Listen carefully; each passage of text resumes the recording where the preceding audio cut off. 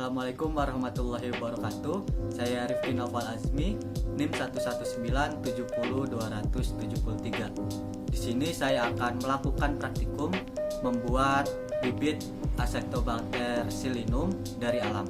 Kita langsung saja ke alat dan bahan. Baik, untuk alat yang pertama ada blender.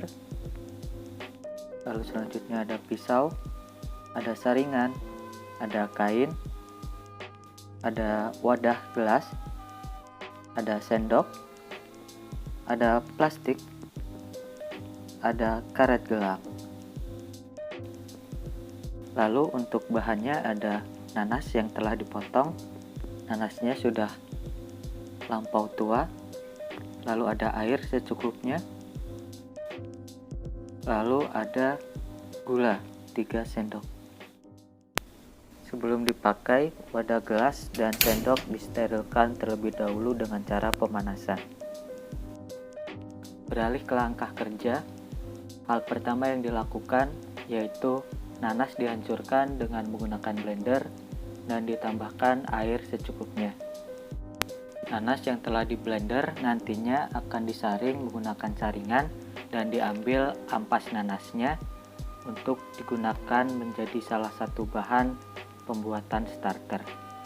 Starter adalah populasi mikroba dalam jumlah dan kondisi fisiologis yang siap diinokulasikan pada media fermentasi.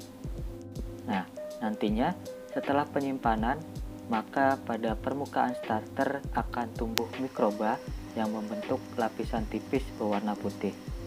Lapisan putih tersebutlah yang dinamakan dengan nata, yang mana semakin lama penyimpanan starter nanti, maka lapisan putih tersebut akan semakin tebal.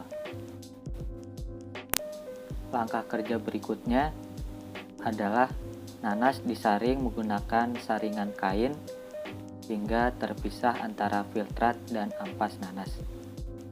Di sini saya menggunakan saringan dan kain agar ampas yang diambil lebih banyak.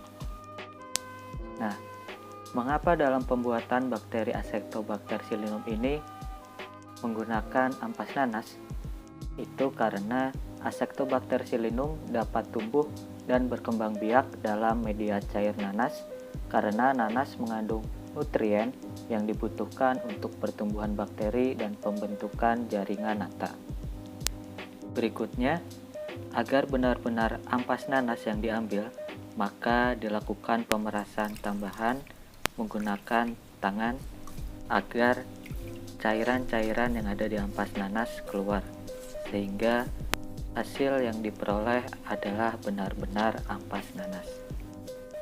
Sebelum dilakukan pemerasan dengan tangan, praktikan telah mencuci tangan sehingga tangan telah steril. Selanjutnya, wadah gelas dan sendok yang telah disterilisasi ditunggu hingga dingin sebelum digunakan.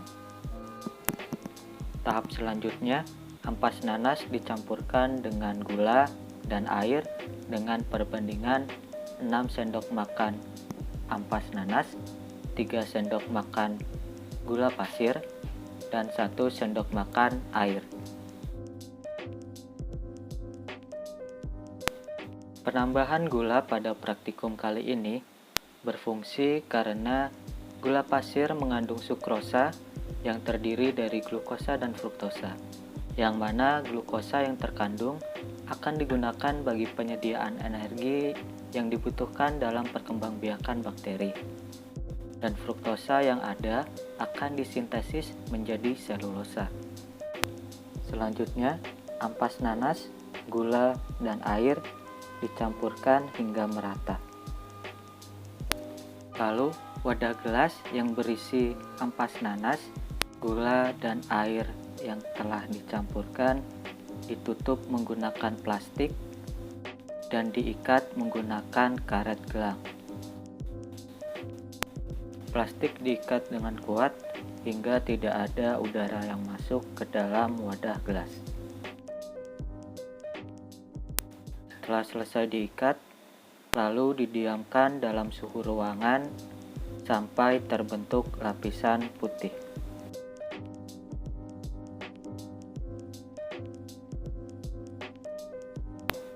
Berikut adalah hasil hari pertama. Berikut adalah hasil hari ke-6. Terlihat belum terdapat lapisan putih pada permukaan ampas nanas. Berikut adalah hasil hari ke-9.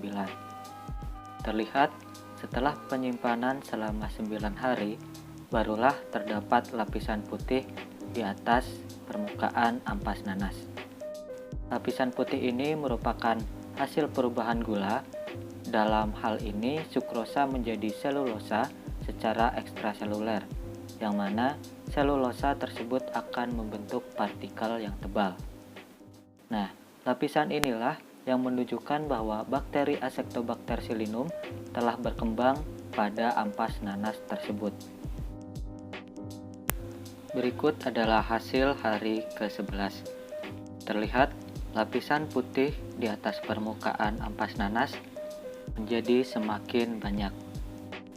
Dan dapat disimpulkan bahwa praktikum pembuatan bibit Acetobacter silynum dari alam kali ini dinyatakan berhasil, karena bakteri Acetobacter silynum telah berkembang pada ampas nanas yang dibuat.